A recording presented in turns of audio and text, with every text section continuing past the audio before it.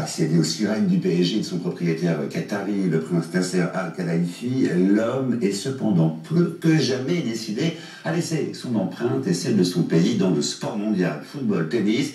Vous allez voir, rien n'est assez beau pour lui. Reportage de nos envoyés spéciaux à Doha, Jean-Baptiste Moineau et Julien Ababou. Un faucon du Qatar au bras de joueurs du Paris Saint-Germain. David Beckham ne viendra pas, mais ces photos-là feront le tour du monde. Un nouveau joli coup médiatique pour un pays et un homme, Nasser Al-Khelaifi.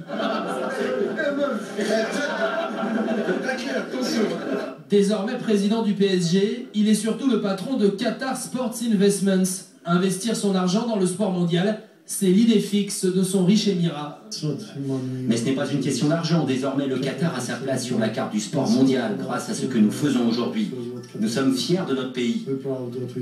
Mais vous savez, le monde entier en profite. Miser sur le sport, peser autrement que par ses réserves de gaz et de pétrole, voilà la stratégie du Qatar. Nasser Al-Khelaifi est également l'organisateur d'un tournoi de tennis qui, avec Rafael Nadal et Roger Federer, s'offre cette semaine une fastueuse visibilité internationale.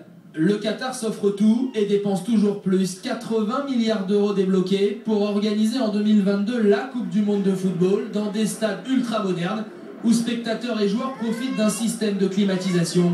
De quoi faire le bonheur de 7 entraîneurs français en exil.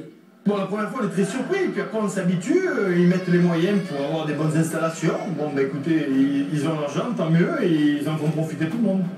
Et la boulimie du Qatar en matière d'événements sportifs continue. Les Qataris peaufinent actuellement leur candidature pour organiser les Jeux Olympiques de 2020. Ce serait pour eux, après l'obtention de la Coupe du Monde de football de 2022, la reconnaissance ultime.